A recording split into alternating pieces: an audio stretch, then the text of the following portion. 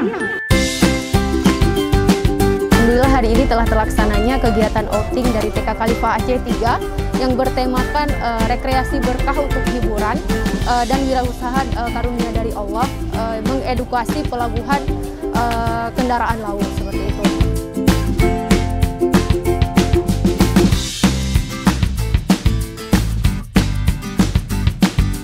Jadi tujuan dari kegiatan ini sendiri adalah agar anak-anak bisa mengetahui seperti apa dan apa saja kendaraan yang ada di laut seperti itu. Dan untuk anak-anak tahu bahwasanya kendaraan laut itu adanya di pelabuhan, sedangkan seperti pesawat itu adanya di bandara. Jadi anak-anak bisa membedakan apa saja kendaraan laut, kendaraan darat, dan kendaraan udara, transportasi udara gitu.